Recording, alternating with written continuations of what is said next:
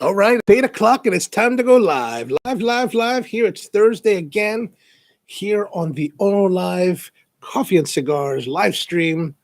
Every Thursday night at 8 p.m., we come back to you and do coffee and cigars. And so, yeah, there it is again. How's the weather out there in your part of the world? It's getting a little bit chilly here in Baltimore. This past couple of days, it's been pretty darn cold. This morning was like 25 out here by the roastery, 30 in Baltimore City. Really pretty darn cold. But I'm still in shorts. I'm still in shorts because I'm toughing it out because, you know what, that's just my thing. I'm just into like shorts and like maintaining the idea of summer. You know, in 1998, I was working on a movie called The Replacements. Yes, with Keanu Reeves and Gene Hackman. Oh, Fern, what's going on, Fern? Good to see you, man. Welcome. So I'm working on this movie, and myself, the key video assist guy, Jay Huntoon, and the key grip and I had decided that we all wore shorts, right? So the key grip and the key video assist guy were from LA. I'm from Baltimore, right? And so the idea is like, okay, we're going to wear shorts, and we're not going to. Okay, so we're making a bet. Our bet is we're going to shoot all through the winter. And whoever's remaining wearing shorts wins the bet. And I forgot how much we were betting, but basically it was a bet. And you know, I mean, it snowed, it was cold, it was frigid, it was brutal. And we were doing mainly night shoots. So we would shoot overnight. So we would get called in around, 4:00, and we'd wrap around 8.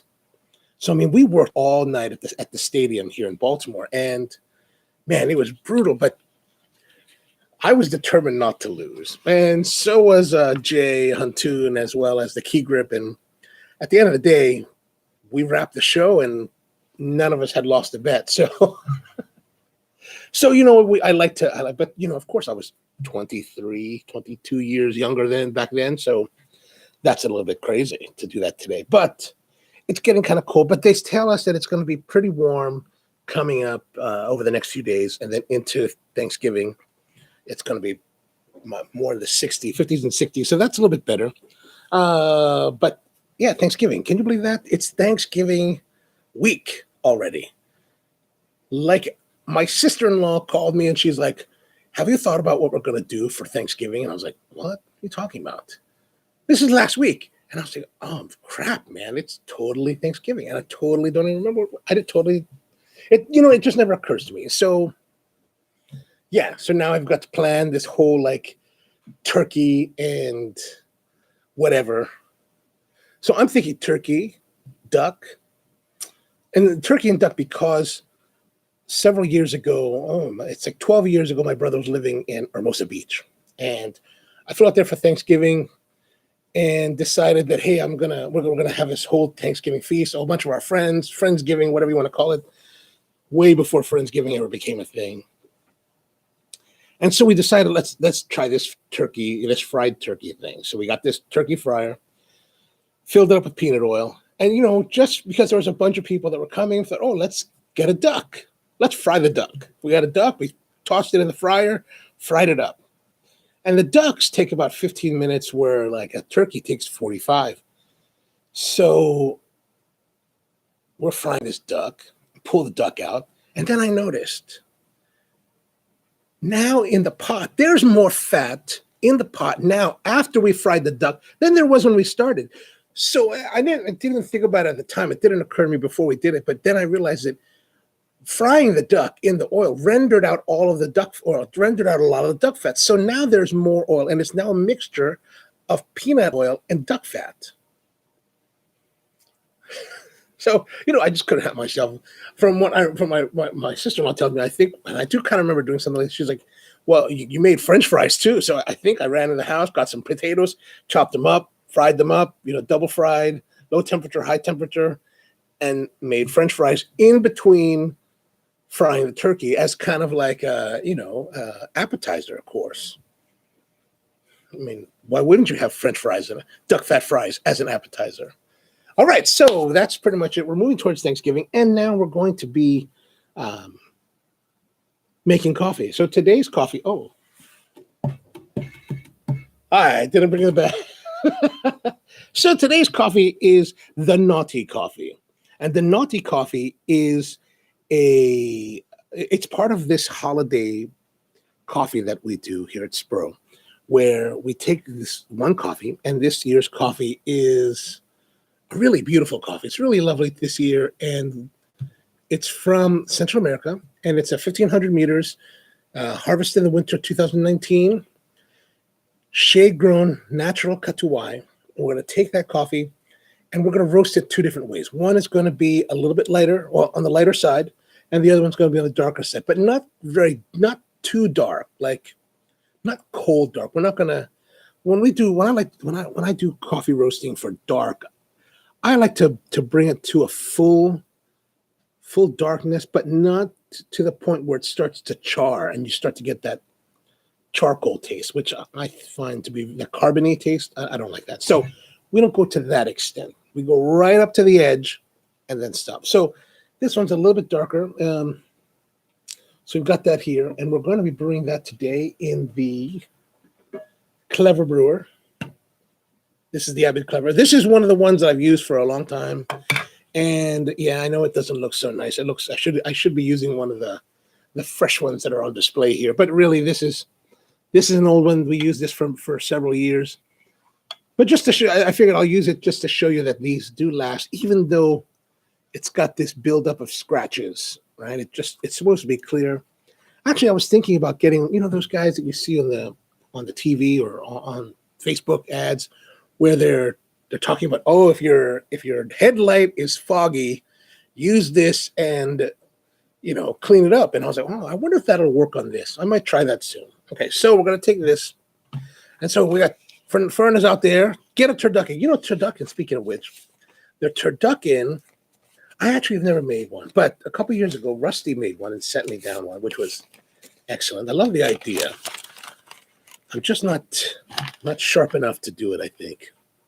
Oh, and Tony's out from California. He's out there in San Diego with his family.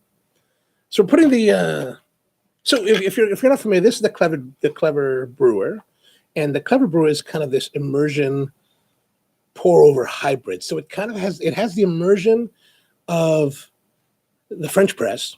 So what we do is we actually put the coffee in pretty coarse and steep it with the water for 3 minutes. And then after that 3-minute period is over, we set it on top of the cup. Oh, I should have checked this, make sure that, this cup fits good. We set it on top of the cup, and this valve here at the bottom opens, and then the coffee the brewed coffee flows through it into the cup. And by using the filter, you get the paper filter. So it filters out the minor sediments. It filters out all of the oils, and it just makes for, a lovely coffee with full development. Okay, so we're going to do that. And let's see here. It might leak. I better be careful. All right, put that in there. We have 24 grams of the coffee, the Naughty Coffee. So there's a naughty and a nice. And so you can buy it as a gift set for like $25, or you can buy it individually for $15. And if you use the code COFFEELIVE at SproCoffee.com, then you'll get a 10% discount. But it's a nice way to so you can buy all nice or all naughty and give it to the people that you think are nice or naughty. Ooh, smells nice. You can even though it's got the darker roast, it has a nice effervescence aroma of the natural process. So there's a nice fruitiness to it. Okay, so we're going to get our boiling water just off the boil.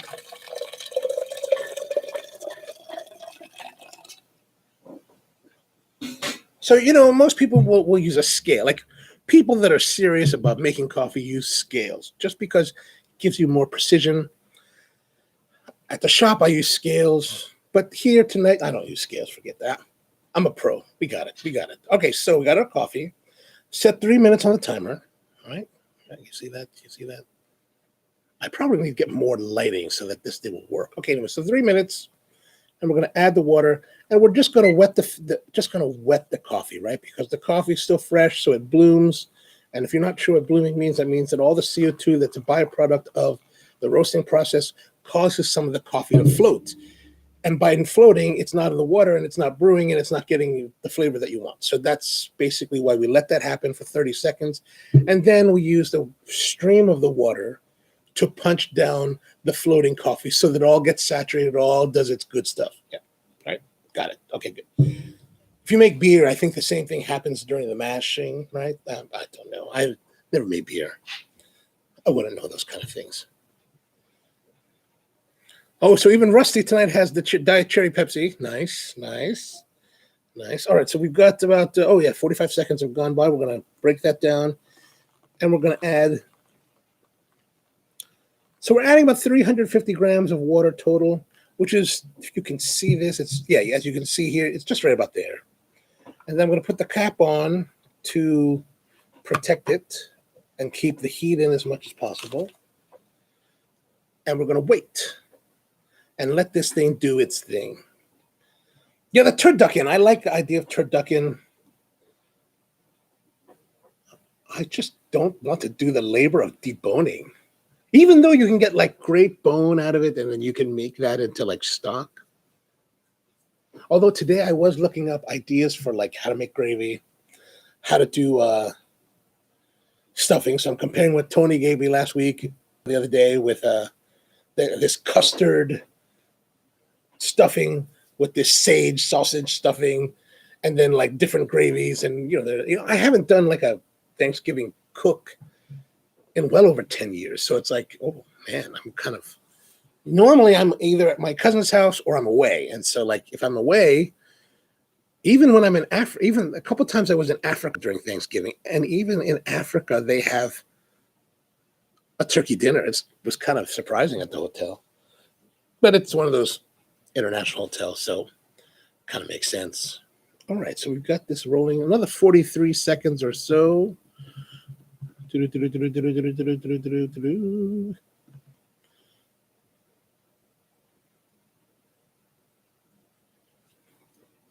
So what are we smoking tonight? Tonight, we've got more cigars from the tobacco leaf in Jessup, Maryland, from Raul.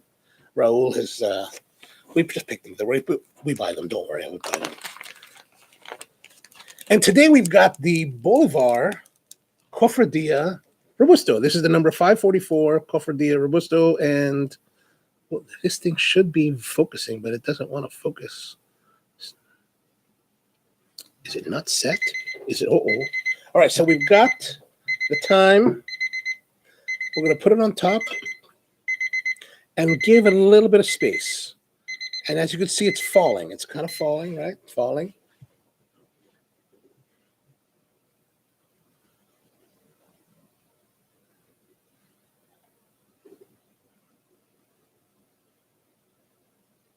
There it is. It's falling down, doing its thing. So how's everyone doing tonight? It's is it, I guess, in San Diego, in California, it's not too cold for both of you, both you, Tony, and Fern up there in the LA area. By the way, Fern, how is everybody up there, man? I can't believe I haven't seen the guys in a few years. How's Wes and Aaron and, man, John Borges? How's everyone doing, man? Gosh, it's been such a long time. So those of you who don't know, I mean, like, you may have seen me post about this on Facebook a couple of times, where I was on a bus trip in like 1994 and we were taken down by the DEA. Well, Fern was on the bus trip with us. He was one of the guys that also had a red dot to our heads or whatever it was. Certainly the most adventurous adventure of our lifetime, I think.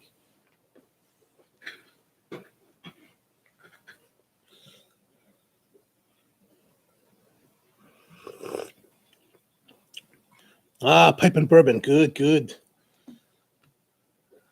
I was reading about the tonight's cigar, and they were talking. And one review said that it was really great for bourbon, but it turns out I don't have any bourbon here. I've got rye whiskey. I got a couple of different ryes, and a lot of rum, but no bourbon. So I thought about maybe running to the store and getting some makers, but I don't know too much about bourbon. Rowan's Creek or something like that, but. And Tony's smoking the San Cristobal Guajiro, about 65 degrees. Nice, nice. All right, so the cigar we're doing tonight is the Bolivar Cofradia number 544 Robusto. And you know what? It's a cigar that when it started, I think it was being made by General. And I don't really know all the background. I think Tony will tell us what, but it was made by General, and then now I think it's made. I think General was bought out by STG, Scandinavian Tobacco Group, and now it's made by them. And it's made in the Villazon factory in Honduras, and you know it's a pretty affordable cigar. That is, MSRP is like around $5, and then here in Maryland, I think the price here at Raoul's was like $6 with all of the taxes. But the interesting thing is that there's really not much information about it. Like, if you look at the different like cigar companies that are selling the cigar online, they pretty much give the same description because it's whatever the press release was. And then there's a couple places that they had a couple of reviews, but they were old. Like one review was from 2011, the other one was 2007. You know, so it's interesting. I get the impression that cigars made by the big tobacco companies just don't get any love from the reviewers. Like, nobody cares. Nobody really pays it attention. Like Half Wheel, there's nothing on Half Wheel. There's lots of Bolivar on Half Wheel, but it's all Cuban Bolivar. So the American, brand, the U.S. brands that are of Cuban origin, they just get no love. And I don't know if that's really.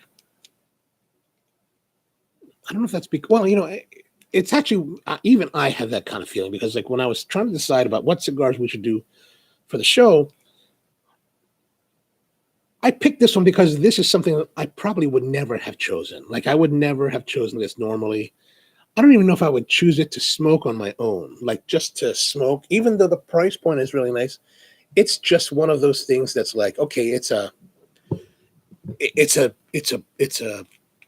Cuban brand, but American, which, for the most part, we kind of overlook. And I want to say it's usually disappointing, but how am I supposed to say that when I don't really try them? I haven't smoked the Hoyo de Monterrey in years, most of these, like, I smoked the Cohiba, Red Dot Cohiba years ago, and, it's just, it's nowhere near like a really nice Cuban Cohiba. So, and then Bolivar, of course, with in the actual Cuban brand, there's that one Bolivar that's just super delicious.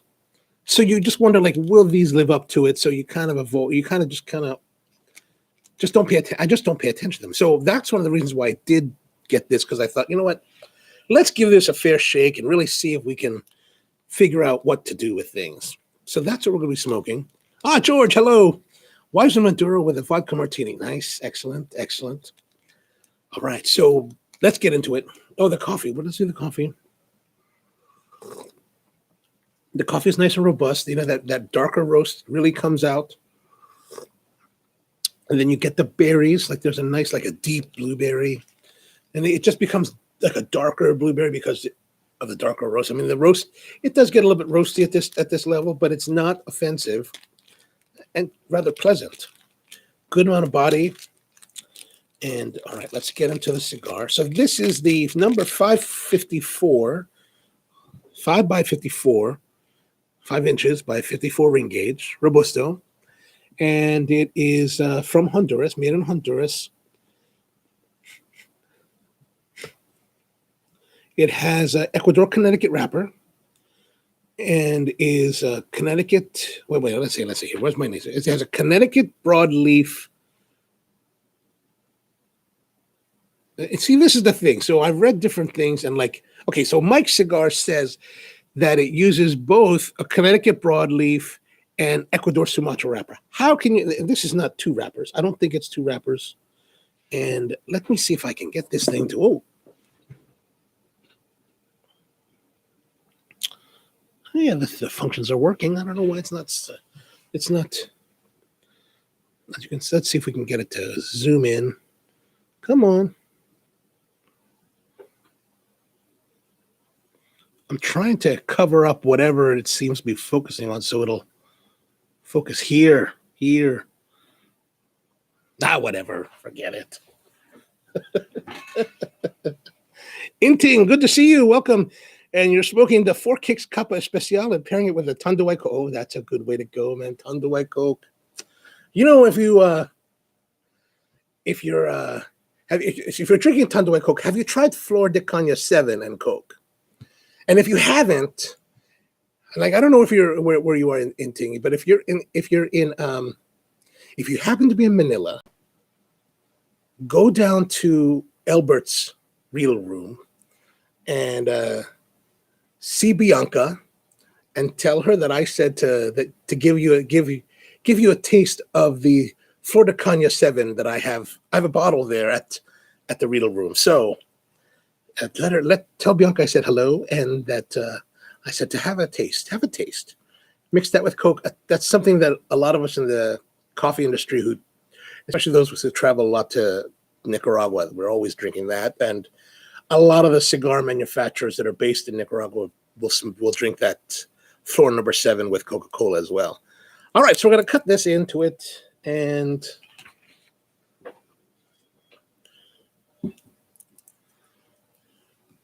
get into this and see what we're doing. Okay, so the cut was nice. It's got a nice wrapper, kind of oily. Can we see this? No. Whatever. It's sometimes the camera cooperates, sometimes it doesn't. So Tony says it could be Sumatra variety of tobacco grown in Ecuador. Yeah, but they also identified as Connecticut. So that's the part of, and of course this is a cigar that's been now produced for at least since 2007, maybe 2005, even earlier. So it may have changed, the stuff that I'm reading is pretty old. But let's have a smell. So it's got light manure, some hay, a really light barnyard, maybe a little bit of leather. But pleasant. Actually, there's a little bit of, in that kind of manurish, there's a little bit of sweetness to it. All right. Not bad. Sounds good. Use the MTX cutter from Zycar, which has been working pretty well. And then we're going to use some matches today. We're not going to use the big phaser from Jetline.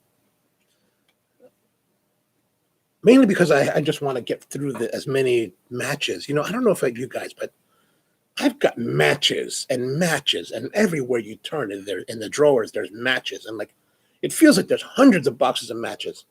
And I keep on using the lighter. So why not just start using the matches so that I can, get rid of it and get some drawer space back. Of course, the problem is that what happens if we reach like an apocalypse and we have to do survival? Then once you run out of butane, you're kind of screwed. And if you used all your matches, then what? How will you light a fire?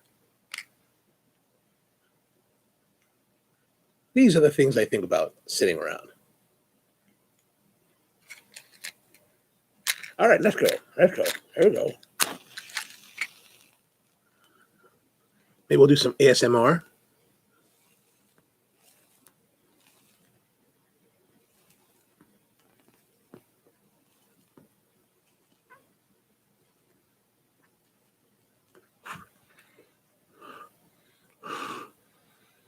Oh, almost got it, that one. Close, but still a cigar. Just a little bit more.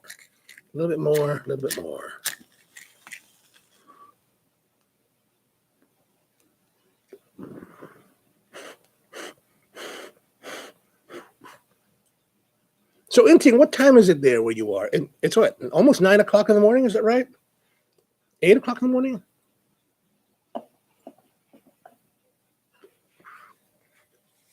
How's the cigar scene been out there that way in your part of the woods? All right. So Tony also said that I also do a cornbread sausage and fennel stuffing. It was my go-to, fennel, fronds, and pear. Oh, pear. Okay, nice.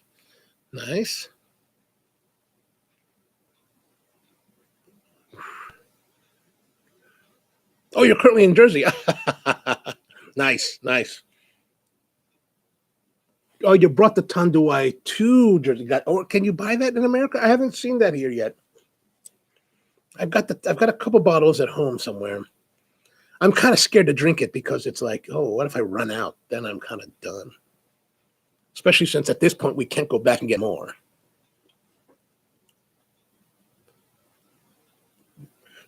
Yeah, I hear you about the cold. You know, it's like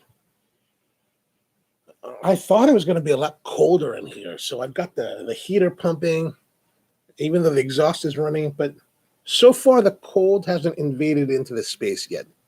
Although, if it's like last week, by an hour into it should be pretty cold because it's pulling air from the other part of the building that the return air, the fresh air is coming from another part of the building that is right now relatively warm.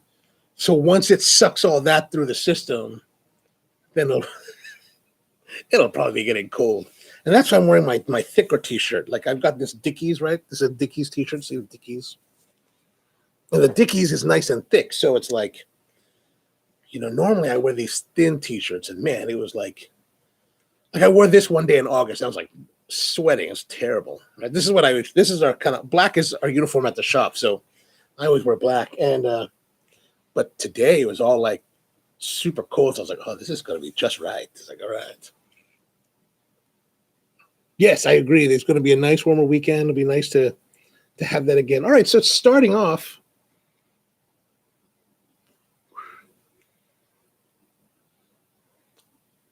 I want to say relatively mild, but that's not correct. It's got some spiciness, black pepper. It's starting off, and it's black pepper. I want to say nice, but it's like it's nice. It's nice, but it's not. It's starting off with black pepper, but it's not starting off like gangbusters. It's not like, you know, some cigars you light and like it's suddenly like a symphony of like a flavor, and you're just like, bah, bah, bah, bah. This is not like that. This is very much like black pepper, smooth, maybe not so smooth. A little bit on the black pepper is a little bit rough, but it's just there, and it's not offensive. It's not super challenging. It's just there. Ooh, George, you were out on the balcony last night. Oh, that's some dedication to smoking. How about Rusty? Are you on the balcony too tonight? Because that's also dedication too. Like we were at a friend's house on Monday, at Bud's house, out on his decks, you know, and he had the fire going, and I lasted for a cigar, and it wasn't terribly cold yet, but you know, I'm not really well versed I'm not. This past year and a half, I really haven't been preparing for outdoor smoking. I've really just been wearing shorts and t-shirts, so it's like when the call comes that, hey, we're doing a fire smoke, I just can't participate because I just don't have the gear, you know, and I'm too lazy to go home and change.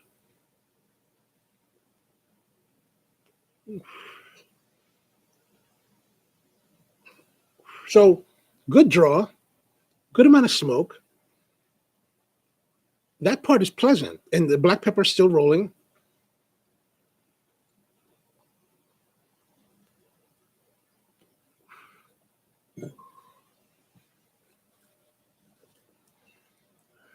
Oh, so Rusty's at home in the kitchen grading life skills videos from the kiddos. How many of them actually cut their fingers? You know, are they able to keep the knuckles rolled? And how do they hold the knife? Do they hold it like at the hilt, like that? Or is it? It took me a while to figure out how to do it correctly. Yeah, true, Tony. The pants would have made a difference. But you know what? I try. If I'm just by myself and just doing my own thing, I really don't want to wear pants. You know, it's like a mask, right? The mask. I want to let my balls I want to let my member roam free. It's gotta hang loose. It's gotta commando, right? Commando is the way to go. That's what they say. That's what they say. So, I wear pants in public. That's what I do. When I go to dinner, then I wear pants. Like this Saturday, my friends want to go to dinner. They want to go to Italian restaurant. So I'm going to wear pants. Normally I don't. I like loose fitting cotton shorts. Yeah, just to, be in the groove, Of course, when you meet women and you're wearing shorts and t-shirt, especially the winter, it's a little bit off-putting, but you know what? That just means you got to improve your game. Step up the game. Huh? Right on.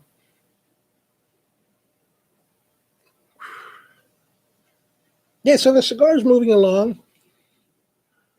What did Tony say? Tony, you said something about the cigar. It's going to be oh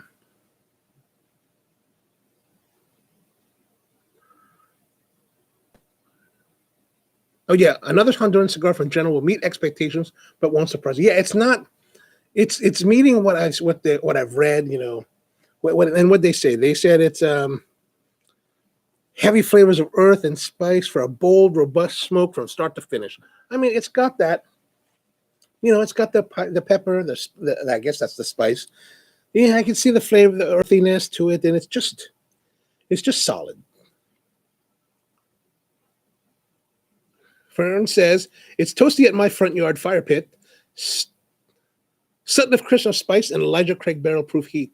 Oh, so the Sutliff is the tobacco you're smoking, right? Okay. Oh, interesting. I'm not terribly well versed in the pipe world. I have some pipe smoking.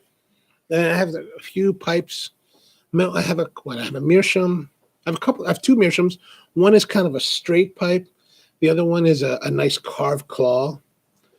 And then I have I have a briar, but the briar, yeah, I can't. I also have a churchwarden briar, and then the Sherlock Holmes one, the gourd. Oh, I love that one. That's one of my favorites. Now, a couple years ago, I was in Italy with some friends, Alfred and Eric. And Alfred's a big pipe smoker. And since we were in Florence, evidently there's this really well-renowned pipe maker in Florence. So we went to a shop, and I gotta say, Al bought a pipe. It was gorgeous. It was like I think he only spent like $300, or maybe there was another one that was $300. But I remember it was gorgeous. And then I saw one. I was like, man, I should buy that. It just looked beautiful. But I don't smoke enough, so it's like,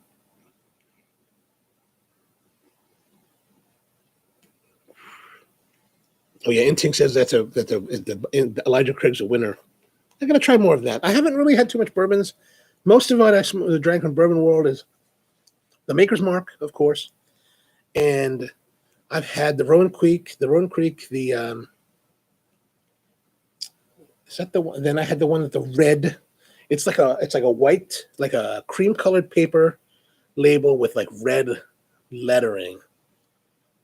Like it's not a very. I don't think it's a very well distributed like bourbon, but I can't remember the name though. I have to try more. Like I did go to Maker's Mark one time. I tried to go. Well, we went. We did get there. We made all this hustle to get across Kentucky to the distillery for their 4 p.m. tour, which is the last tour of the day. And we arrived at 4:15. Oh, man, that was so sad.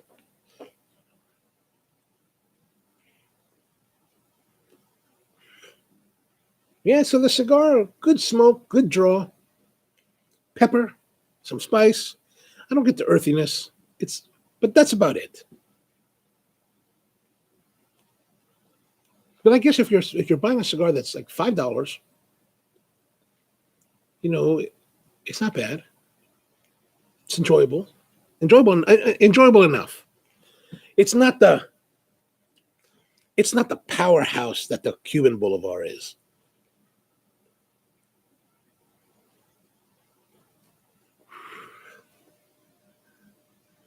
Ooh, barrel of Elijah Craig. Ooh, the nectar of the gods. Ooh, that sounds good. That sounds very good. I wonder if the wine source here does that kind of thing. I know they do some of those cash strength purchases. The wine source is a liquor store that's close to where my shop is in Hamden, and they have a lot of really nice stuff. I've checked them out. So a little more background on the cigar. This cigar, I believe, was also developed by Estelo Padron. And Estelo Padron is the brother of Jose O. Padron. And Jose Padron was the guy that started Padron Cigars, you know, the famous cigar place that's in Nicaragua. And so the story goes that he was born in Cuba in 1927 and then decided to expatriate himself from Cuba to Spain in 1969. A couple years later, his brother Jose, convinced him to leave Spain and come to Nicaragua, where they were starting their family business making cigars. So he moved to Nicaragua, and then I guess he was there just for a short time because suddenly he decided to move to Honduras to run a place called Hatza. And Hatza is Villazon's Honduran American Tobacco SA. And so he ran that place, did quality control. He developed the Punch and Hoy de Monterrey lines for Hatza and Villazon. And then he was elevated to vice president in 2004 and decided to retire in 2009.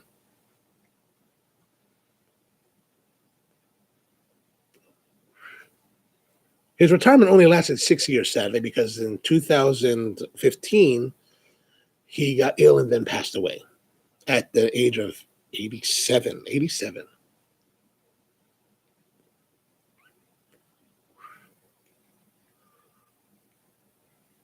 Oh, it's building a little bit more strength now. Building a little more complexity.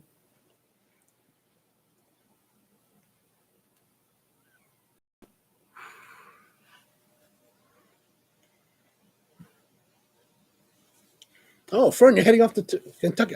I was wondering when you posted on your Facebook account about how you're doing this 4,000-mile trip. I was like, I wonder where you headed off to. Kentucky and Tennessee. Nice. So I imagine there's going to be some bourbon stops there for you. That should be good. Now, one of the weird things about Kentucky is that as much as it's a bourbon whiskey kind of state, they still have dry counties. Like where Maker's Mark is, that's a dry county. So they're making the whiskey, you just can't drink it. So in order for us to drink Maker's Mark in Kentucky, we had to drive from the distillery to the next county that was wet. I guess it's wet. Moist, or whatever they call it. But we could finally drink there.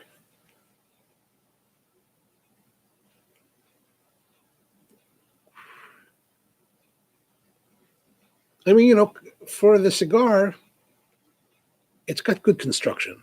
The wrapper's nice, smooth, slightly oily. It's holding together well. It's smoking very evenly. It's smoking really nicely. Like there's a good amount of smoke. The flavor is consistent.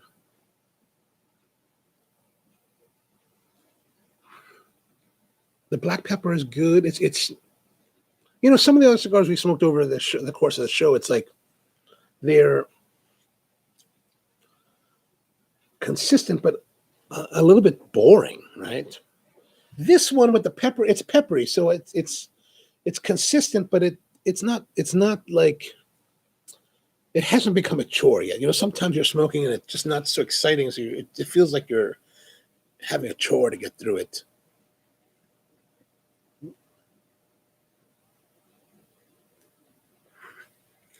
Now, Mike's Cigars said that in their some of the customers from Mike's Cigars who bought the cigar and smoked it left some of their notes.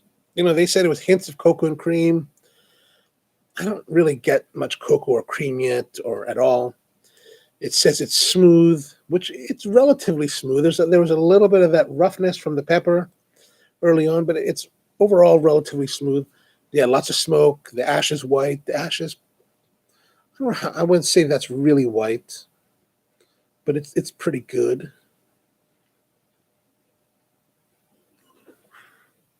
I wonder if I cover that.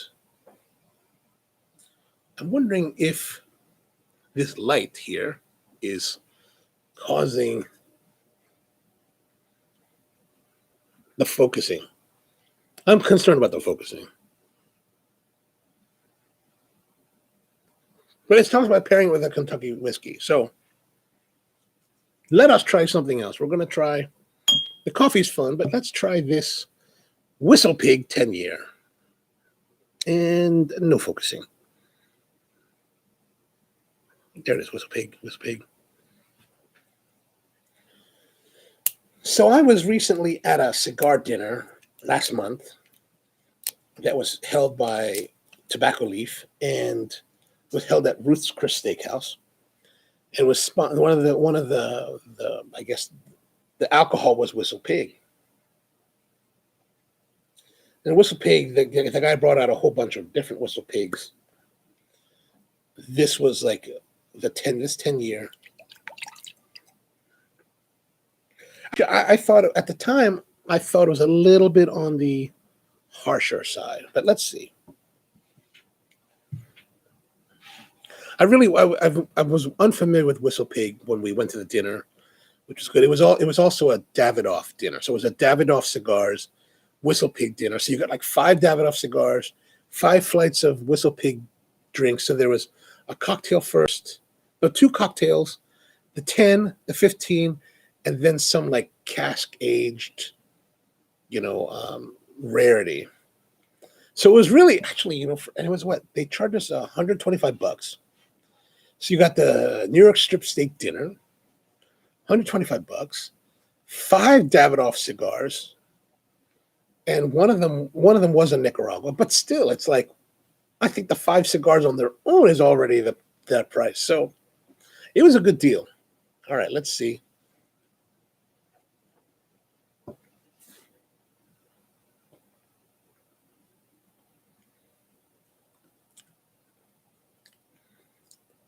Yeah, Inting totally was a surprisingly good deal.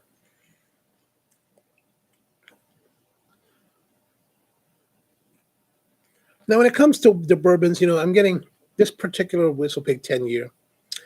To my palate, it does feel a bit on the astringent side. It doesn't have the rich fullness that I would prefer.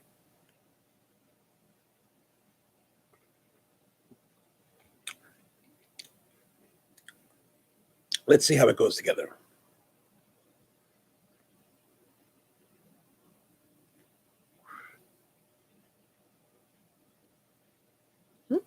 Not bad. Not bad.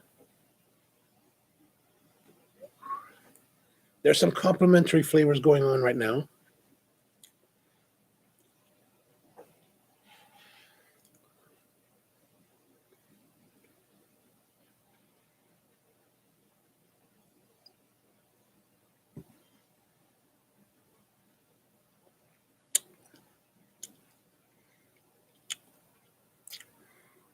Not bad, not bad. Speaking of which, I've just made me think about the Tanduay you're drinking, Inting. Have you tried the other Philippine rum? There's one called Don Papa. It's a relatively new rum. It came out maybe like 5-6 years ago. And it's a red and white label. I think it's red and white label. And then they came up with a black label, like a 10-year aged one. And then they've had a couple more. I haven't tried the other ones. I thought the black label 10-year was quite good. But to my palate, the original release, or the original Don Papa is a bit on the sweet side for me. Like it's really, really sweet, like super sugary sweet.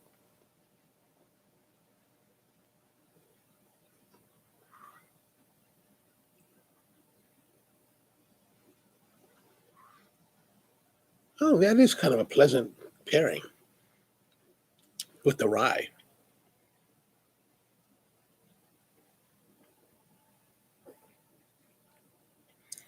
So as you notice, the ash fell off this time. When I put it down in the ashtray, it fell off.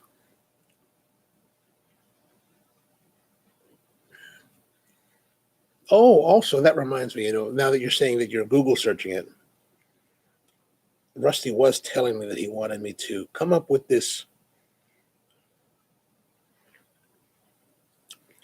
to show you this video of my K-pop band.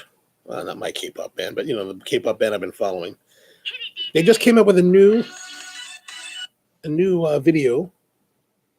Oh yeah, it's not focusing. Darn this thing.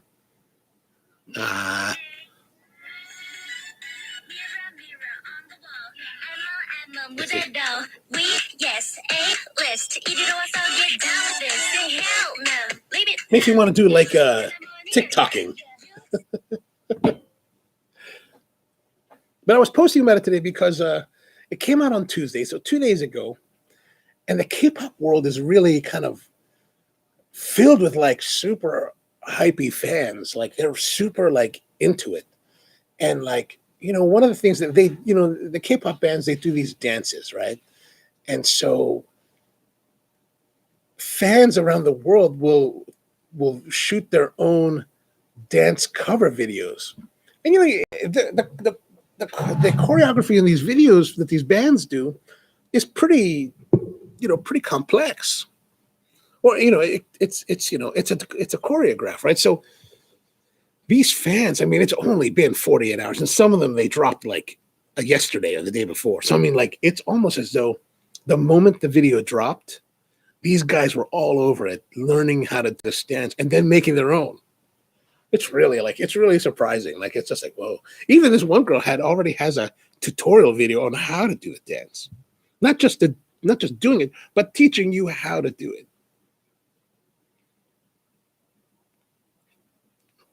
That really should be my workout routine. Learning K-pop dances. And then putting that to TikTok.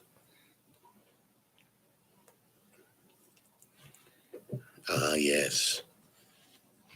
So how are your guys' cigars doing? I know you guys are smoking each one, but are they smoking out well? Or are they turning out good or poorly? Are you disappointed with them?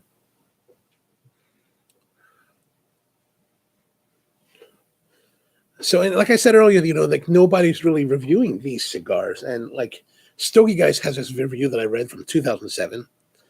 And, they said it was a full-bodied Sumatran wrapper, flavors of rye toast, notes of cloves, was pleasing, heavy but not harsh. I think that's still true today, heavy but not harsh. And then it's earthy, but there's no real sweetness to balance it out. And, I get that. There's more pepper, maybe a little bit of earth I could say in there, but it's not really, there's no real sweetness.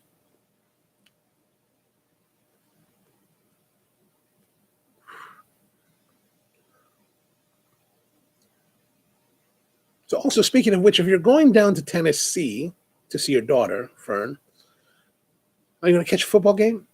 The Titans play the Ravens this weekend.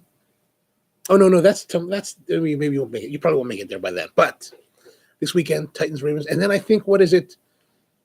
Thursday night, Thanksgiving night, is Ravens, Steelers.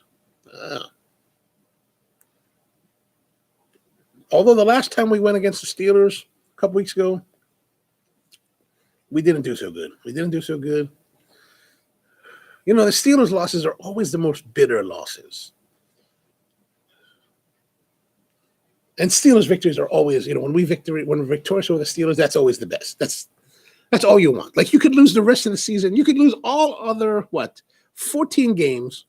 But if you can beat the Steelers in the 2 games, okay, the season was successful. Conversely, we could go to the Super Bowl. We could win at the Super Bowl. But if we lost both games to the Steelers, man, that was a painful season. Like I don't know who you guys are all for and who's who you guys are against, but the rivalry between Ravens and Steelers is bitter. Like I don't want to go to Pittsburgh. Like I refuse to go to that city. Forget those guys. No, I'm not having no Primanti Brothers sandwich. Forget that. No, I'm not riding the funicular up to the top of thing. I don't care if Carnegie Mellon's a great theater school. We're not going there. We're just not going to do that.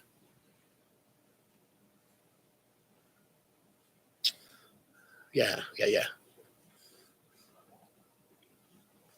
Mean Joe.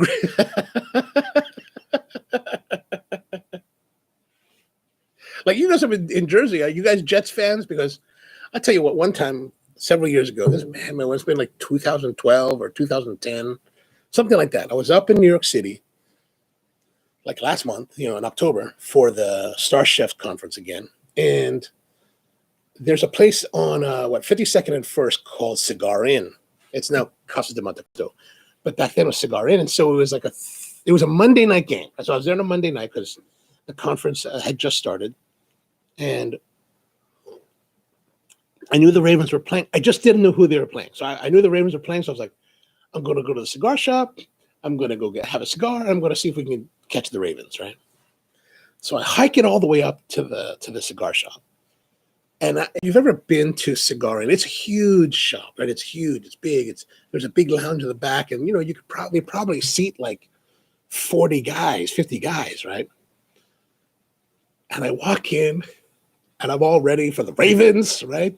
And it's packed with Jets fans because the Ravens are playing the Jets, and we're on their home turf. And I'm like, oh God, these people. And New Yorkers. I don't know actually know much about Jets fans, but Yankees fans are just a bunch of jerks, right? Like, it's just dangerous to go to Yankee Stadium if you're not a Yankee fan.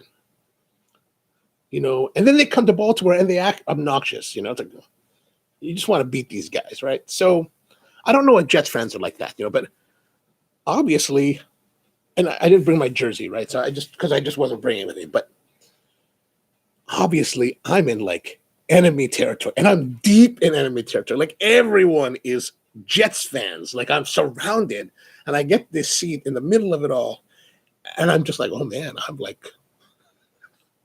I'm essentially screwed, right? So, and what kind of exacerbates it all is that we're kicking their asses. Like, we're beating the Jets like nobody's business. Man, it's like we're just beating them down with a club, with a big stick. And like, Rusty agrees. Yes, the Yankees fans are definitely that. And like, of course, because they're all Jets fans, man, they're highly dejected. They're just upset. So every time the Ravens are scoring, they're all like, oh, it's just anguish and like misery and the gnashing of the teeth. And all I'm doing is I'm just sitting there like this, like,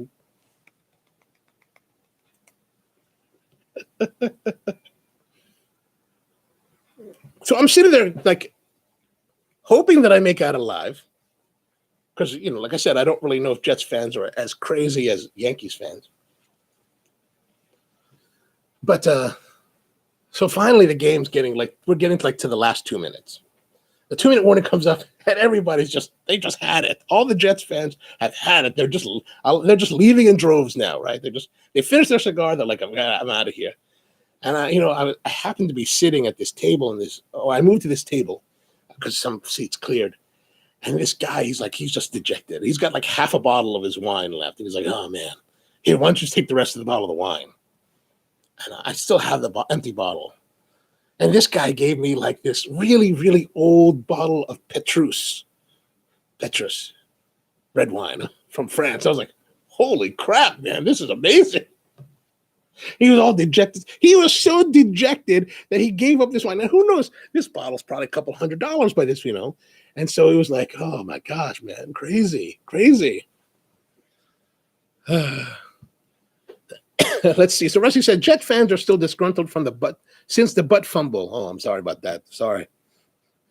And then you should try. Fern says, going to the Dodgers game. Are Dodgers fans that bad too? I thought LA people are pretty laid back. It's like, yeah. Because LA seems like that place where like people don't really pay too much attention to sports because the weather's so nice. They can do other things like go to the beach, go surf, go hiking, go to the mountains. Like I remember like, in the years when we would hang out and do paintball, I don't remember the guy. I mean, we did go to that one time we did go with Aaron to the Angels game in Anaheim. But I mean, we never really did much with sports from what I recall. And then George says, went to Ravens Steelers, M&T in 2007. The hatred is real. I thought it was in Baghdad. Trash talking. Oh, yeah. It's crazy, man. It gets crazy. Like, I remember one game that was really funny. I got some video of it somewhere, but these guys in the parking lot that were tailgating, they were buying as many terrible towels they could and creating a small bonfire in the parking lot. And I remember this one vendor, she's walking by, she carries all this stuff, and she's got, she's a Baltimore woman, right? And she's selling Steelers stuff, and she's got the terrible towels. And these guys are buying all of her terrible towels. They're like, we're buying all your terrible towels. And she's like, yeah, but burn them. She's like, burn them. Of course, she's happy because she sold them all. So she doesn't care if whether we burn them or not. But yeah, it can be quite, the hatred is real. The hatred is real, man. It's real. But I think the reality of like with Steelers and Ravens and Steelers is that the hatred is real because you know what? The teams are good. The teams are good. Like many a times when we've lost, and we were ahead before, people were like, oh yeah, we're going to be all right. You know what, man? Even when we won, it's like people are like, oh yeah, we're ahead. Like we could be ahead like by 3 touchdowns, right? It could be 21-7 or 28-7. And we're going into the 2-minute mark, right? The 2-minute warning. And people are like, oh, yeah, we got this. Oh, you need to be quiet, man. You need to be quiet because the Steelers are the kind of team that can take this 28-7 being down and come back and beat us by 34.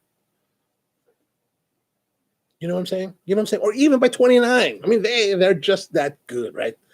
And like, I've spent many a season wishing for the demise of Roethlisberger. Just want to see him get taken down and his legs broken, his concussion knocks him out, that kind of thing. I wanted to see Polamalu get his hair ripped out of his helmet, right? That's just what you want to see. You want to see that. That's what you want. This is Ravens territory. You want to see that, right? So, but last year, when Roethlisberger was out and we beat the Steelers, it's nice to have a win. It's good. No doubt. It's good to have a win. But the victory was not as sweet. It just lacked that sweetness because you know what? The Steelers were missing a lot of their key players last season. And yeah, we beat them. You want to beat them. But without their best, it's just not as delicious. The victory is not as delicious.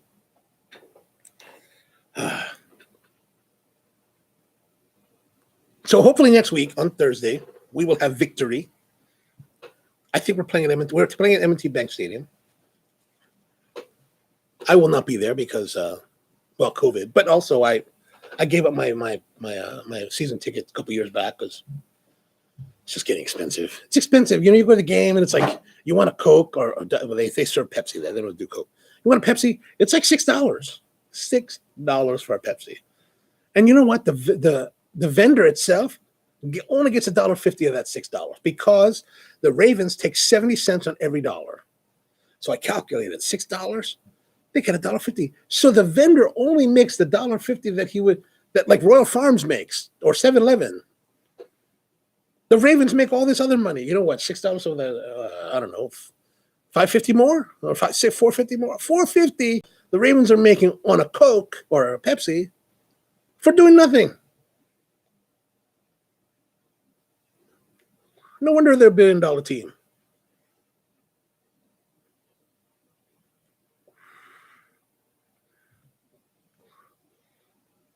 I meant Doyers. Doyers? What's Doyers? That's what I mean by what you were doing. Yeah. Well, we'll see. We'll see what happens. And it's strange. Like football is a strange thing. Like I've seen now American football all over the world in many different venues. I've seen it in the Middle East. I've seen it in Europe. One of the times when we went to the Super Bowl in 2012. Is that right? Yeah, 2000. It was January 2013. I had to go to Mexico City. So I'm in Mexico City. And it was the playoff game against the Denver Broncos. So one of my really good friends, Adriana, she's like, hey, my brother's having a birthday party. Since you're in town, why don't you come and join our family, right? Okay, that sounds cool. I got nothing really else to do. So yeah, let's do that. And so I'm thinking, okay, so here I am in Mexico. Mexico's all about football and not American football, right? So I'm thinking, okay, I guess I'll go to this party and, I want to see the game. And so I guess I'll go, and there'll be like maybe a TV in the kitchen. I can watch the game while everybody's watching whatever they watch. Well, my friend Adriana didn't really tell me this, but I walk into their house, and it turns out her family, her mother, father, brothers, sisters' families, everybody are like really huge Broncos fans. Like they're wearing Broncos jerseys. I was like, oh my gosh, what is happening here? I was like, oh, ¿qué pasó? ¿Qué es esto? What is this all about? Right? So they're like, oh yeah. And I'm like, oh man, I'm the only Ravens guy, right? So it's like, luckily that was the year we won. So we just beat them. They had that great like pass, that one like Hail Mary pass that Flacco shot to Jones, Jacoby Jones. It was like, oh my God, man, it was just, you're just tearing the corazon out of this family. And then luckily one of the brother-in-law's family, they were Ravens fans. So I wasn't the only person. So that was good. Yes, George, the Mile High Miracle. That was crazy. I still think about that today. It's like amazing. That was amazing. And then that craziness in San Diego against the Chargers with Ray Rice and we need to make 29 yards and the fourth down. And it's like, that was just ridiculous. Ridiculously well. And then another thing. So that same year, we go to the Super Bowl. We make it to the Super Bowl. And that January, I'm in Manila judging a competition. And so, Super Bowl in America it's on Sunday at 6 p.m. or whatever it is, 7 p.m. or 6, whatever it is. And which in Manila time is 7 a.m. So I was like, oh my gosh, I need to see the game. I can't not see the game. So I go to this place. I found this bar, right? This bar, and I called them up and I was like, hey, are you doing the game? They're like, yeah, can I make a reservation? They're like, yeah. So one of my friends, Margot, she's in Manila, but she lived in Baltimore for a while, so she loves the Ravens. So her and I go. And then turns out one of my other friends is from Baltimore, was living there at the time. He was teaching at the Jesuit school in Manila. And he comes down. So there's like 4, and there's one other guy at the bar that's a Ravens fan. He's not related to us. He's just a fan. So there's 4 of us in this bar. And there's like 300 people in the bar. And they're all, these Filipino guys, they're all like 49ers fans because they all lived in the West Coast. And, game starts, and we're totally outnumbered, like 300 to 4. And we're totally outnumbered. Game starts. We're doing well. We're winning. We're doing good. We're doing all right. When we're winning, I'm not the kind of guy that that likes to put that in people's faces. These guys, they're all 49ers fans. They're all feeling dejected. They're feeling down. They're feeling bad. Their team is losing, and they're losing miserably, right? So it's like, well, I don't need to put it in their face. And then the blackout comes, right? NFL decides that, okay, Ravens are winning against the 49ers. We can't have this because the 49ers are more popular in the world. Ravens can't win. So we're going to have a blackout and try to turn the game around, and so the Ravens will lose. So when they come back after this, the Steelers start to score. They never get the lead, but they score, right? At the moment they score, here all these 49 fans, suddenly they're like all trying to be in our face about, Ravens suck and all of this. And it's like, you know what? Are you kidding me? You guys have been losing pathetically. And you're trying now to be all hard? Whatever. At the end of the day, of course, we win. That was a sweet, sweet, sweet victory.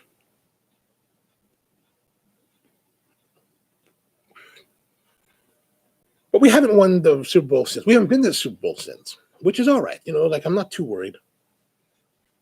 If you talk to Steelers fans, they love to tell you this whole story of 6 Super Bowl rings.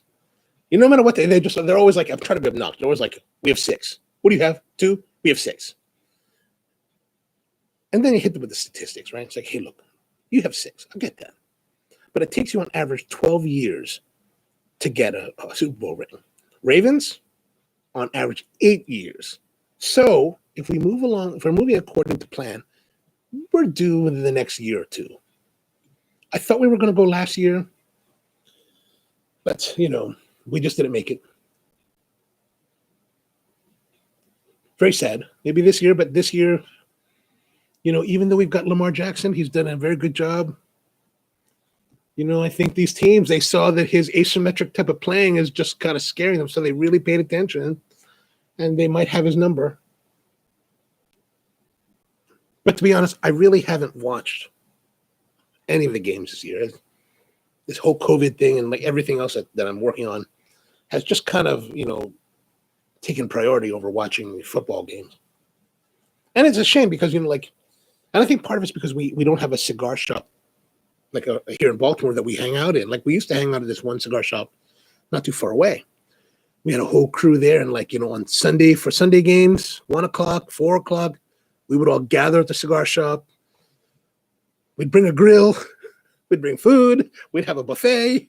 It would be fantastic. You know, everyone's wearing jerseys, everyone's having a good time, you know. But now that that cigar shop is no longer, there just really isn't another place to go to that's kind of like, you know, your home base. Like, you know, if you've gone to cigar shops and you've been a regular cigar shop, you know, that's your home base. You know, it's where you hang your hat, that's where you go and you hang out and you spend a lot of your time there. But when that place closed, that kind of ended. And so, you know, it's kind of like we're back to being nomadic type of cigar smokers.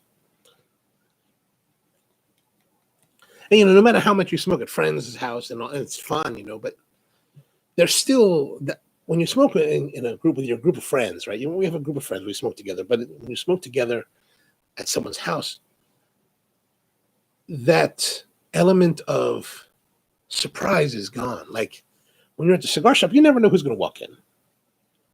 You know, it could be, you know, new people that you get to meet.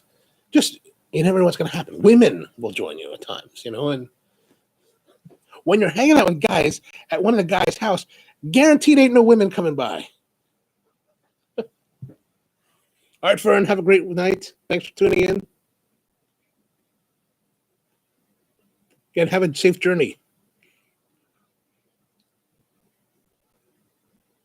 So this cigar is smoking well. I mean, it's still smoking well. It's a little bit burning uneven, maybe because I've been talking so much. It's a little bit uneven, as you can kind of see. I do see that, man, the background is super sharp.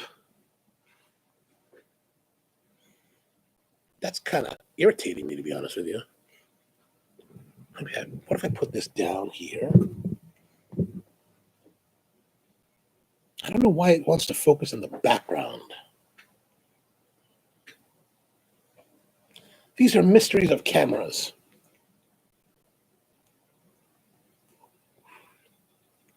But yeah, the flavor has been still very static, just that nice black pepper. You know, it's interesting. I'm not really, you know, like, I always think that I'm not really a black pepper fan because, like, some of those Don Pepin Garcia cigars that have that heavy black pepper, I'm not really a fan of those. But this one's a pleasant, you know, it's kind of mild. It's not too forceful.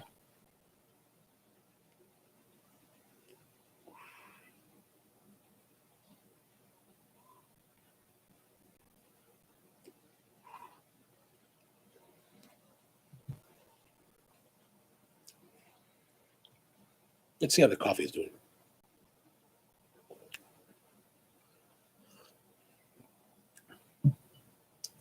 The coffee's doing well. I mean, you know, I wonder if like the darker character of the coffee does go well with the black pepper. But I wonder if it will be. There's part of me that wonders if I added a little bit of cream and sugar to this coffee, how would that, you know, would that bring a tighter pairing? But I'm also concerned that, you know, by adding the milk, the cream, it would also, you know, it tends to dull your senses, you know, because it coats your palate.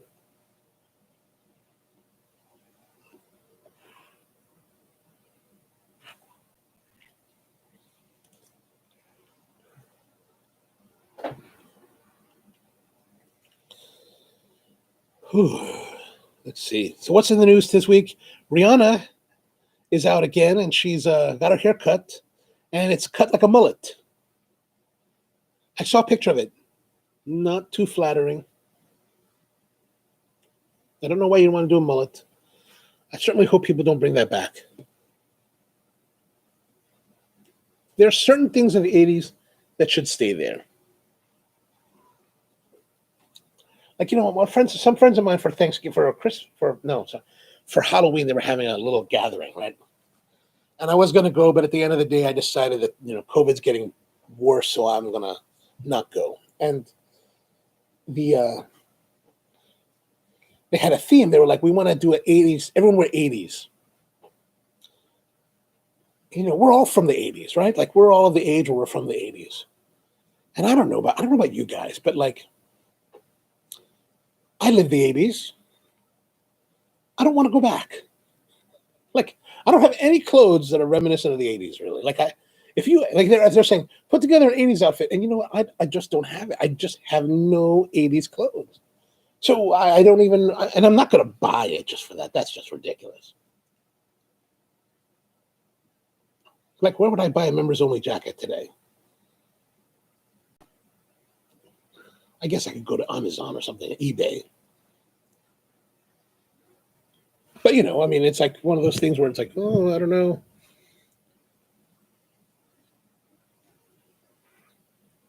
Yeah, but certain things in the 80s, I think should stay in the 80s. Some of the clothes. Like, I remember there was that kind of shirt that had the snaps folded over. That can stay there. Parachute pants, that can stay. I could never find parachute pants in my size either back then. And I don't know if you saw this, but they put up the tree at Rockefeller Center in New York City. And what, they like dragged it and like got caught in a crane and like ripped off a bunch of like the branches. So like there's this major gap in it. And evidently, like on social media, people were just like mocking it like ruthlessly. So what I read is they took some more, they got some branches from somewhere, and I think they glued them or stapled them onto to fill it in. They probably should have just left it, like it's 2020. The world has like experienced this trauma. Why not let the tree show that? I mean, who's going to go there and see it? Nobody's going there anymore. Nobody's in New York City. It's empty. Tony says, pastel silk t-shirt and linen jacket a la Crockett. That's yeah. I could never fit in those things, man. Like that Don Johnson look, just never could fit in that.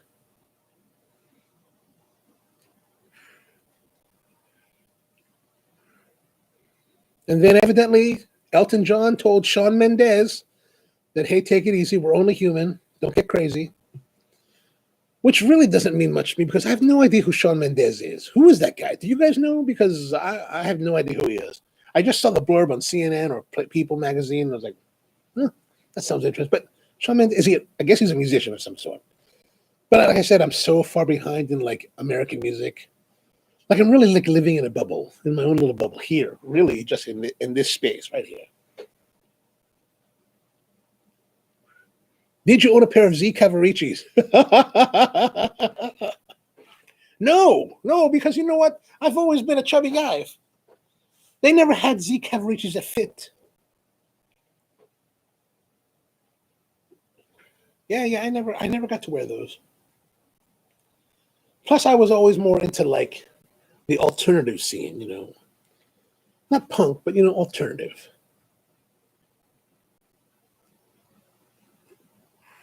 I did like Prince. I did have a Prince shirt, one of the ones that had the ruffle where you tied it. And I had this jacket that had like the chains. That was pretty badass.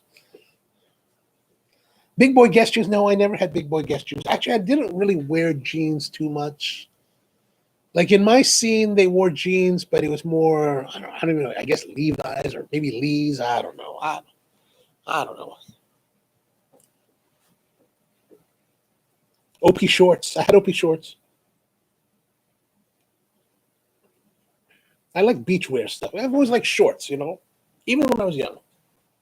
I like the idea of beach. I like that a lot. One of my friends still today wears OP shorts. He whenever he finds them, he buys them by the dozen. Usually from remnant manufacturers.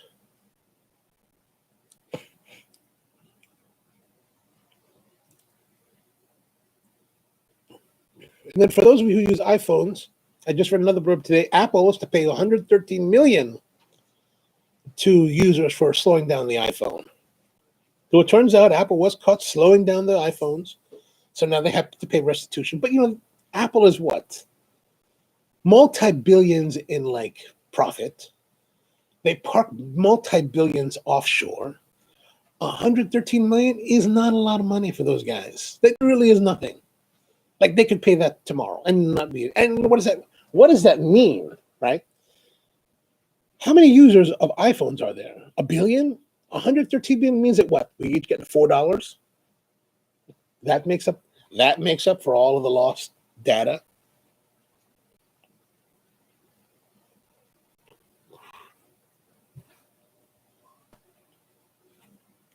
I also saw that Michael J. Fox has announced that he's retiring again.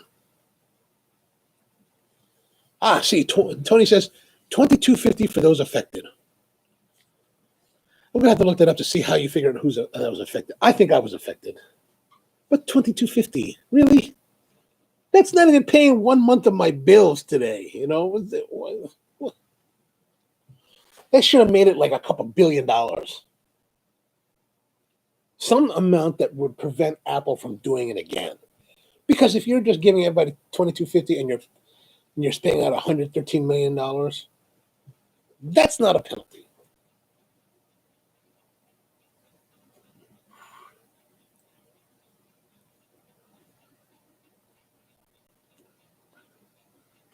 I don't know if you guys watched that show, The Crown, but evidently in season 4, that's just starting, they say it's going to be the dark side of The Crown.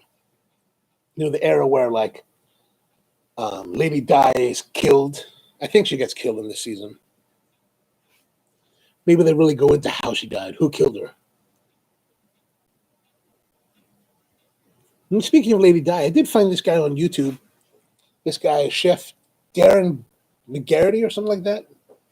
And evidently he used to be the personal chef to not just the Queen, but also to Lady Di and her children, the 2 kids, and that was kind of interesting. It was a 6+, and you need the serial and IMEI number. Who can produce? Actually, I can produce. I still use my iPhone 6. I have a 6+ that is that I use for travel. I will pull that out and get my $22.50. That'll buy me what? 2 meals at McDonald's? I don't know if I mentioned this before. Speaking of McDonald's, but the new quarter pounder that and I don't know when they changed, but I just found out recently that they changed to fresh meat for the quarter pounder with cheese. It's actually pretty good. At my local McDonald's, $9.50 for a large number 2 meal. And it's pretty good. It's pretty good. Actually, I want to try the hack where you ask them to make you the quarter pounder with cheese, but with the Big Mac stuff. So you get the lettuce and the special sauce and the pickles. I want to do that. That's my next thing. My microphone keeps tilting down.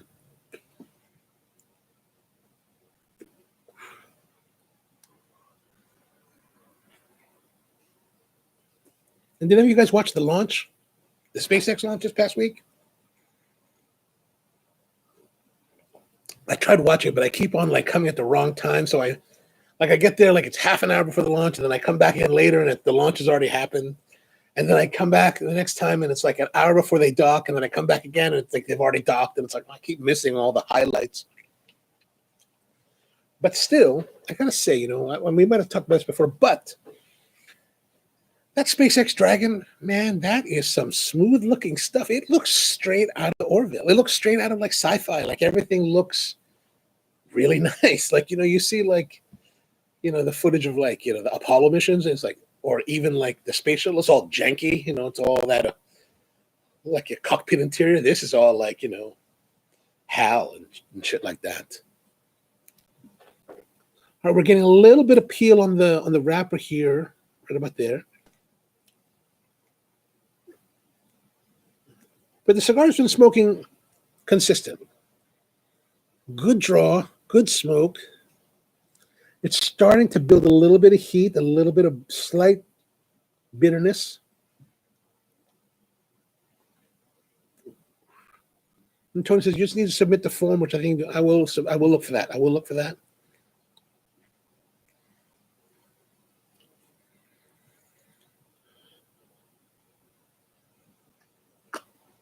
$22.50 will help offset the cost of the $32 ticket that I got for parking the other day. Thanks, Apple.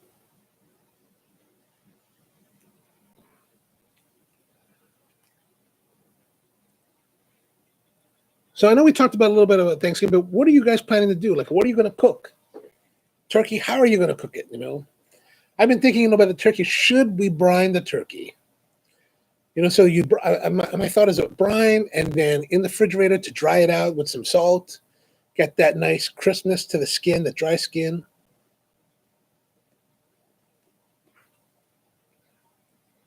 And so Rusty's asking, have you or anyone listening ordered Cuban cigars online from Europe and shipped here? Yes. I personally haven't done it in a while. A lot of our friends do currently.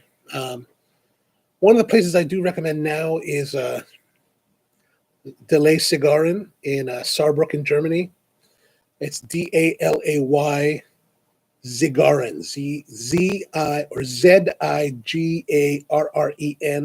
in Saarbrücken, Sarrbrucken. It's kind of on the, it's in the Saarland, which is on the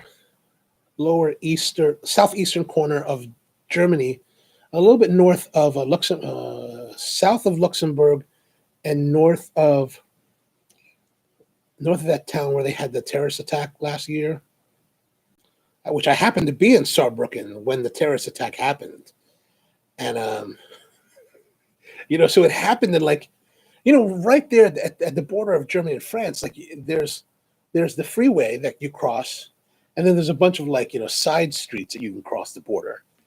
And because they just had that terrorist attack, I was there, and I was in France just driving around, and I was staying in Germany. And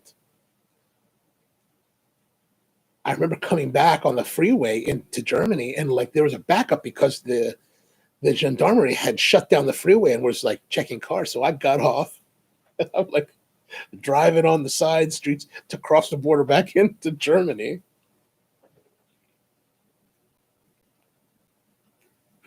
So Inting uses Monte Fortuna. Where is Monte Fortuna? Where are they located?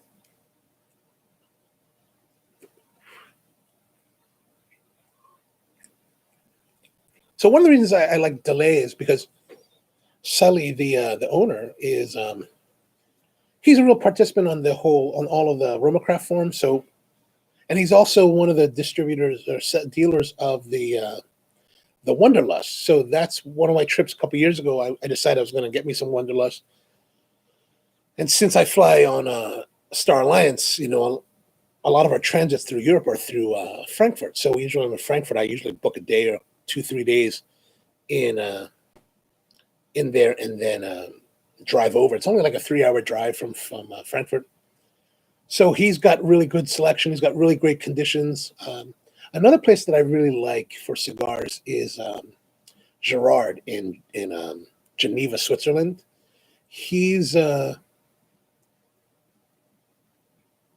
We bought cigars from Gerard for a long time, and he's always been a very high quality purveyor. And he's the kind of guy that like, and our friend Dave does this. You know, Dave's really particular, let's say, about his Monte Cristo number 2s. So he's like, I want certain box codes, and he wants certain colors, right, of the wrapper.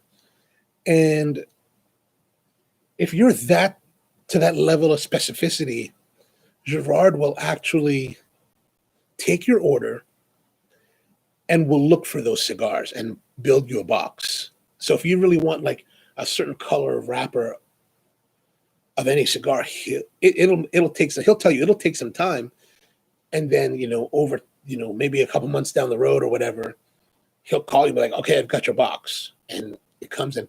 His stuff is super like delicious. Like it's like I remember one year, my friend Sean Max, we decided, hey, we need to get some Monte Cristo number twos.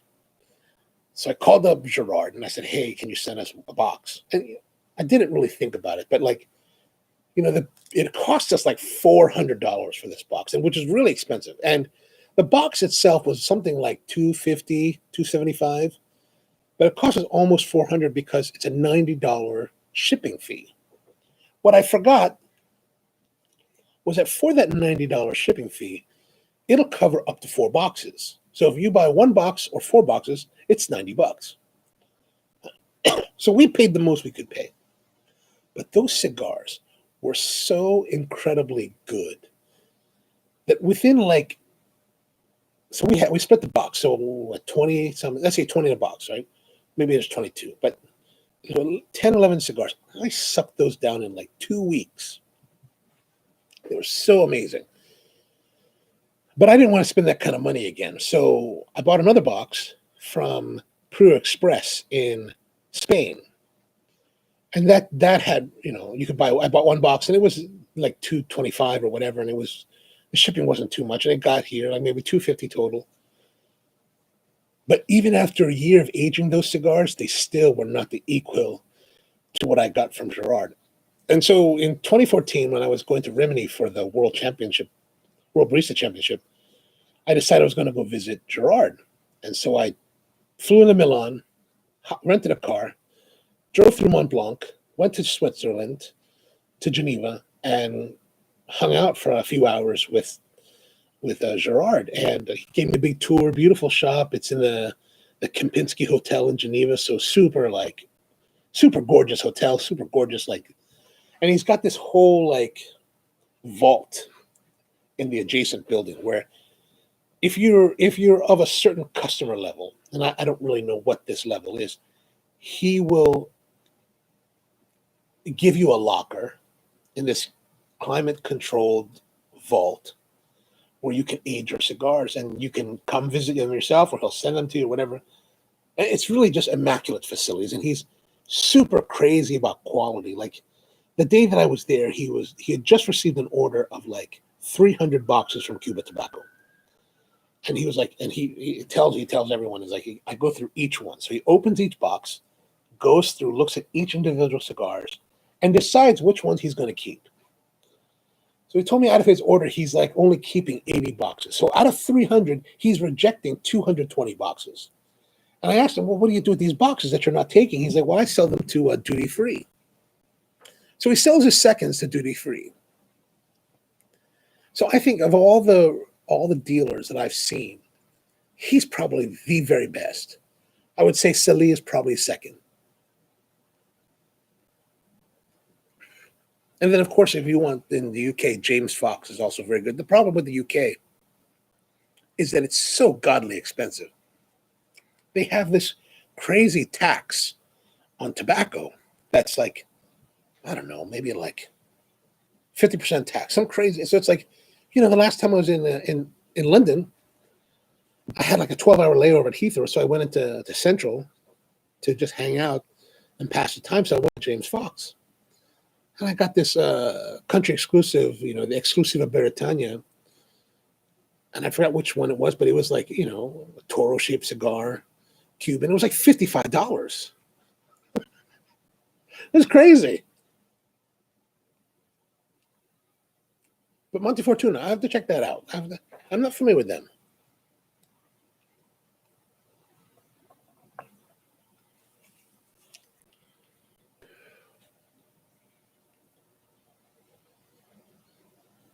Another place that I think is probably really good is what do they call it? The ones that are the La Casa del Habano, LCDH, La Casa del Habano, the official Cuba tobacco places. There's one that I go to in Dubai, that's right on Jumeirah Beach. It's right right across from the Four Seasons, Jumeirah Beach, and next door to Batil. And they've got a beautiful, like, outdoor setup. And they got a fantastic selection. And the prices aren't terrible.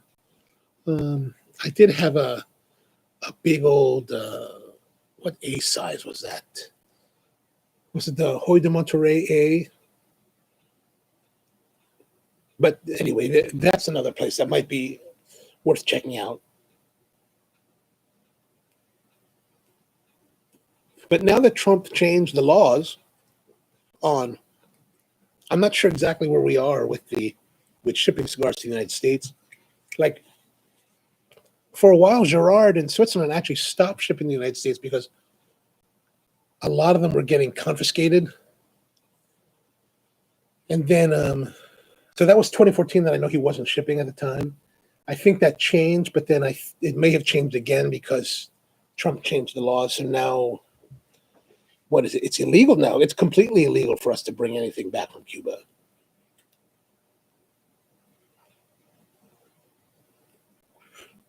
But the other side of it is we're Americans. It's our God-given right to do as we please and get what we want. So don't let that stop you.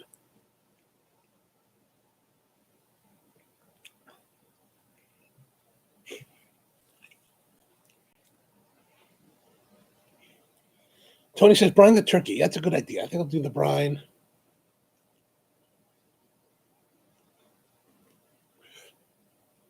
I was thinking a little bit of like salt, water, apple cider vinegar. I was actually thinking about juniper berries. I don't know why I was thinking juniper berries, but that's what I was thinking. So the cigar's gotten a little bit hotter. It started to burn a little bit on the inside and not really on the edges anymore, but the smoke is still copious. A good draw, good enough resistance. Yeah, we've lost the burn on the outside. Let me touch that up.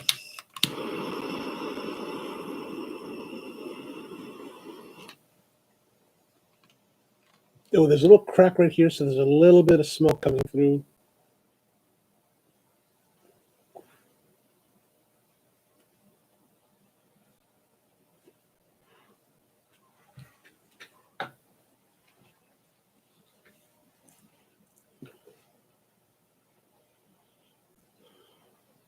Turkey taste says Rusty.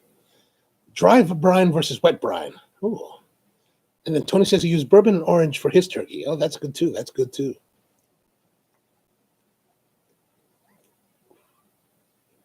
What about cranberries? Do you buy it in a can or do you make it fresh? I made it fresh one year. But the weird thing, I don't know about you guys in your houses, but like my family, my friends, they don't seem to, nobody really eats all the cranberries. There's always leftover. So I'm kind of torn. Like, you go through all the hassle to make fresh cranberry sauce, or do you just buy it in a can?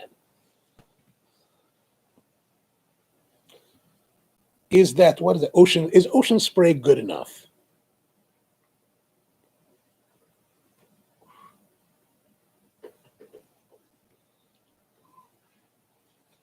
Tony says most people like the canned jelly. Yeah, that's what I was thinking. You know, especially when people aren't really into it. But I really did enjoy making the fresh jam that one year. It was really nice. You get the berries, get that texture.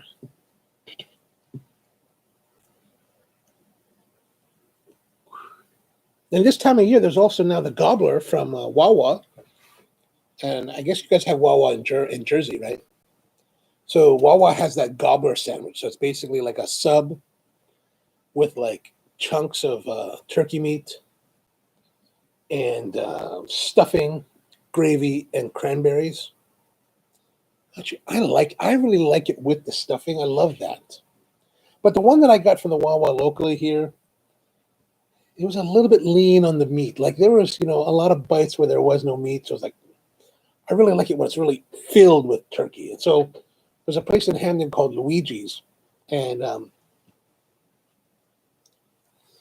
Allie, who owns it, she makes a gobbler sandwich that has sliced turkey, cranberries, and then like some kind of compound butter and a little bit of gravy, but no stuffing. I really like the stuffing. Like hers had a lot of like meat, but no stuffing at all. So Rusty's saying, have you made a turkey sandwich? And my wrapper is coming off now completely. With leftovers. You know, I've never made that. That if you have a waffle maker, make a waffle with stuff. Oh. Waffle from the stuffing. I will do that. That's what I'll be having Friday morning.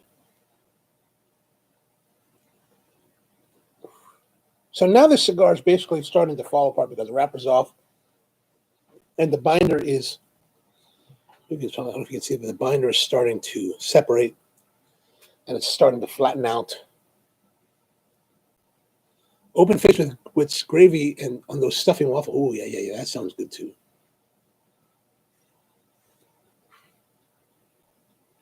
I bet those stuffing waffles would be great with like maple syrup too. I would be making a lot of stuffing then. Yeah, I was watching this video today from Kenji Lopez Alt, and his stuffing. He had the stage and sausage. That looked good. It was just reminding me that I really need to start doing the grocery shopping. And I need to go buy this turkey.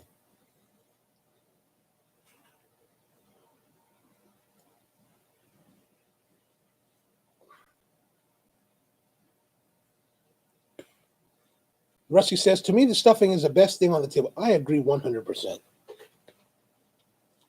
Actually, I was thinking about that yesterday. I was like, man, really need to get the stuffing because that is really the best. You know, and I'm really kind of like simple. Like even stovetop stuffing, I'm okay with. I'm very happy with that too.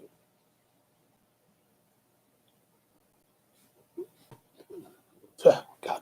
All right, so the cigar is starting to fall apart now.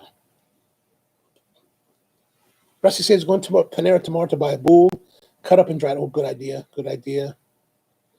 Panera. I'm trying. Yeah, you know, I was thinking today, where should I go? Like Kenji was saying to use a Pullman loaf. I'm just trying to think, where would I go to buy the bread?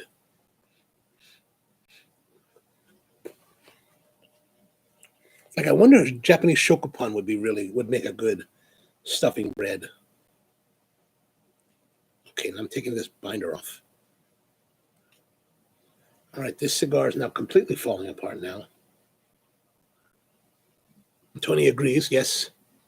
But it's hard to find shokupan here. Like, I think, Tony, where you are, there's more Japanese markets, like a Mitsuya or a Todai.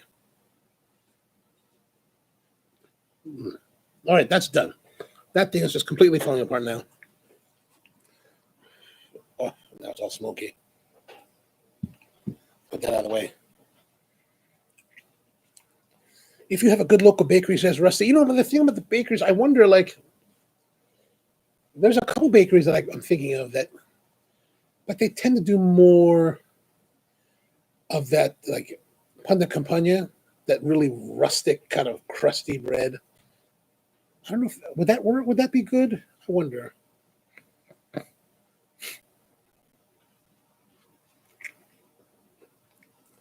Luckily, I do have a lot of stock frozen, so that's a good sign.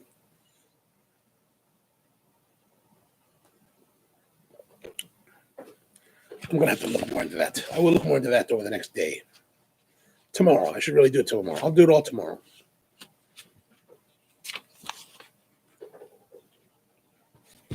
So messy, so messy.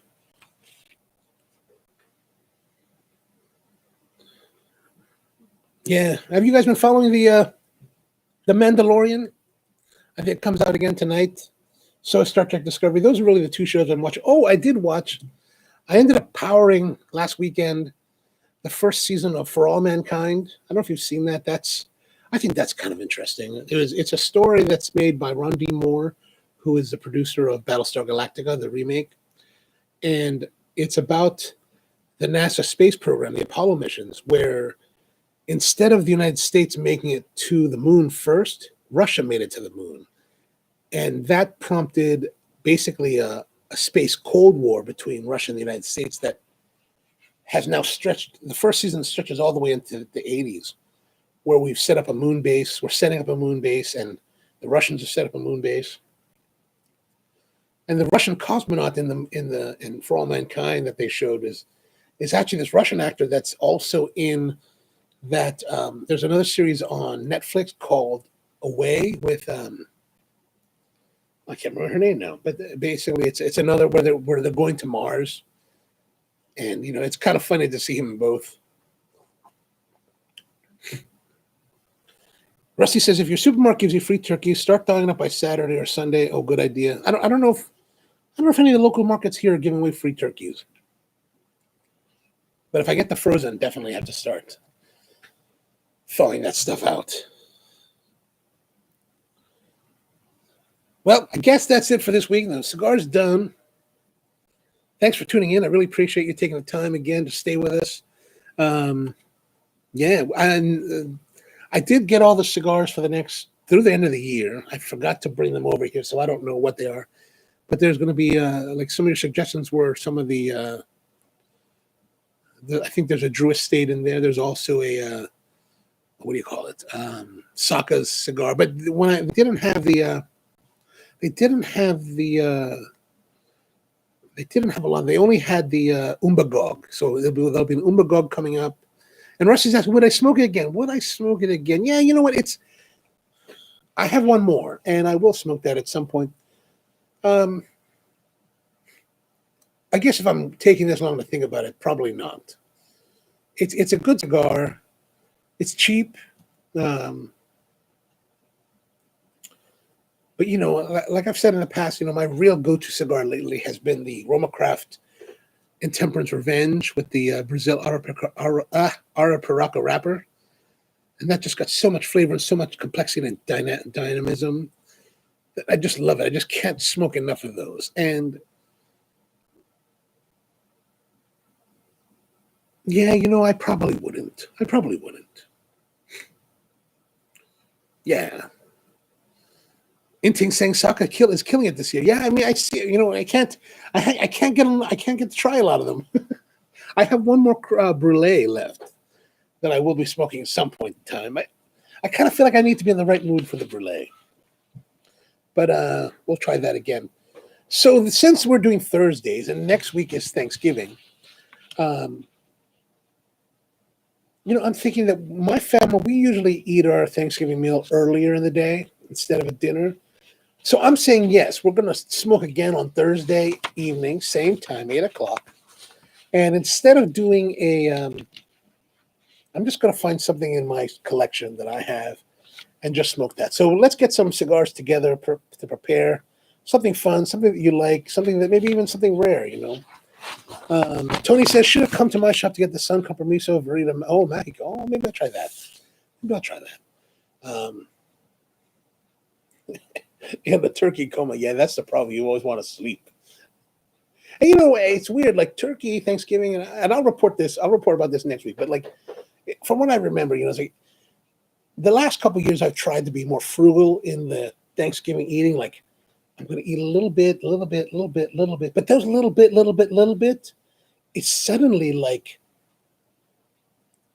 you just still feel like, oh my God, I feel ill. I'm just going to be ill now. We'll find out. We'll see next week how we do. Maybe bring some down here to leftovers or whatever. And so Rusty's saying, pay your cigar with an after dinner libation. Yes. We'll go a little bit off book for next week, for sure. And then Inting's like, we'll line up Padron 64 and a Synchroma. Yes, let's do that. We can do a little bit longer session maybe next week. Maybe 2 cigars. Yeah. All right. So that's good. Let's end it here. Thank you very much again for coming in. Certainly appreciate you spending the time with me. And we'll definitely be back Thanksgiving evening. And maybe I'll run the Steelers game in the background so we can see what's happening with those guys. Hopefully we'll be victorious. Maybe I'll try to see if there's any guys I know in Pittsburgh to join in and we can argue about whose team is better. All right. So have a great week and have a good weekend. See you next week. and happy Thanksgiving.